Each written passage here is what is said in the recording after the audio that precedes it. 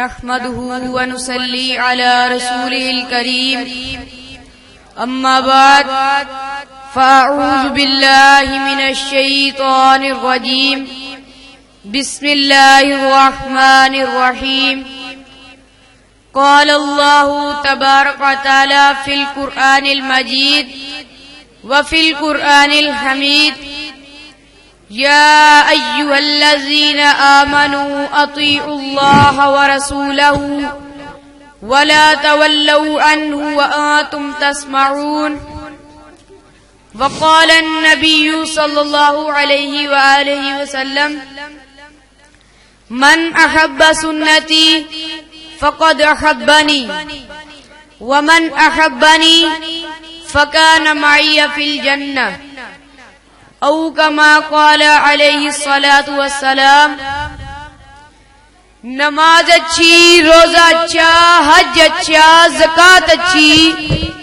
نماز اچھی، روزہ اچھا، حج اچھا، زکوٰۃ اچھی، مگر میں باوجود اس کے مسلمان ہو نہیں سکتا نہ جب تک کٹ مروں خواجہ بدخواہ کی عزت پر، نہ جب تک کٹ مروں خواجہ بدخواہ کی عزت پر. خدا شاہد ہے کامل میرا ایمان ہو نہیں سکتا. واجب الاحترام سائن جی، قابل تعظیم و توقیر بزرگوں، معزز منصفین کرام اور جملہ سامعین گرامی، السلام علیکم ورحمۃ اللہ وبرکاتہ.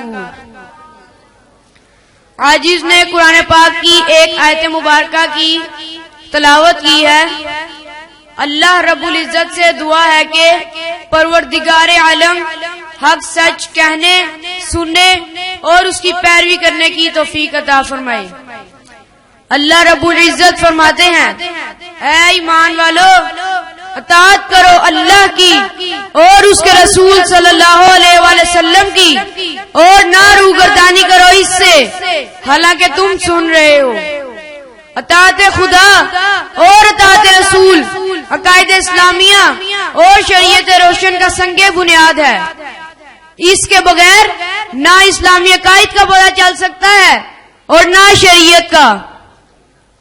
اہل ایمان کو یہود اور منافقین کے طریق کار کو اپنانے سے روکا جا رہا ہے کہ وہ زبان سے تو کہتے ہیں کہ ہم نے کتاب الہی کو سن لیا، لیکن جب عمل کی باری آتی ہے تو انہیں سام سونگ جاتا ہے. جو انہوں نے سنا ہے اگر وہ اس پر عمل پیرا نہیں ہوتے تو گویا انہوں نے کچھ سنا ہی نہیں. سنتا تو وہ ہے جو انسان کو عمل کرنے پر آمادہ کر دے. جو لوگ سننے اور بولنے کی قوتوں میں صحیح کام نہیں لیتے، حق کو سمجھنے کے لیے اور حق کی تبلیغ کے لیے ان سے استفادہ نہیں کرتے، ان کا شمار انسانوں میں نہیں کیا جا سکتا.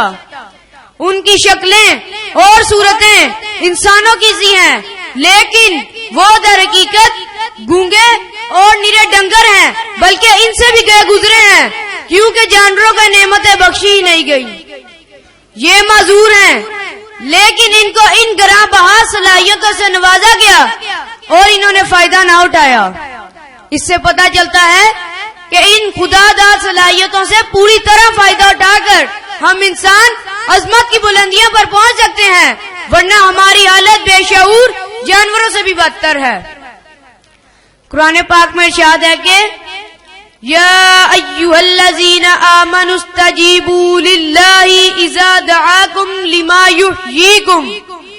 اے ایمان والو، لبیک کہو اللہ تعالیٰ اور اس کے رسول صلی اللہ علیہ وآلہ وسلم کی پکار پر جب وہ رسول بلائے تمہیں اس امر کی طرف جو زندہ کرتا ہے تمہیں.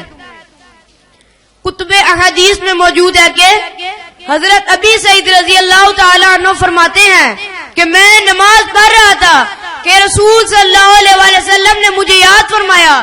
میں نماز سے فارغ ہو کر حاضر خدمت ہوا اور عرض کی، یا حبیب اللہ.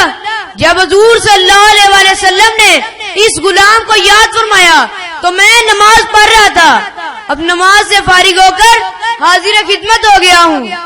تو آپ صلی اللہ علیہ وآلہ وسلم نے فرمایا، اے ابا سعید، کیا تم نے اللہ تعالیٰ کا یہ حکم نہیں پڑھا جس وقت تمہیں اللہ تعالیٰ اور اس کا رسول بلائے اسی وقت حاضر ہو جاؤ۔ فقہائے کرام نے کہا ہے کہ اگر کوئی نماز پڑھ رہا ہو اور حضور صلی اللہ علیہ وسلم اسے یاد فرمائے وہ اسی وقت حاضر خدمت ہو جائے تو اس کی نماز نہیں ٹوٹے گی۔ آخر میں صرف یہی کہنا چاہوں گا، محمد کی اطاعت برا ہی صلہ دے گی، محمد کی اطاعت برا ہی صلہ دے گی، گلاب کی طرح تیرا چہرہ چمکا دے گی۔ مت چھوڑنا کبھی تم دامن مصطفیٰ، مت چھوڑنا کبھی تم دامن مصطفیٰ، ارے یہ اطاعت تو تجھے خدا سے ملا دے گی۔ وما علینا الا البلاغ المبین۔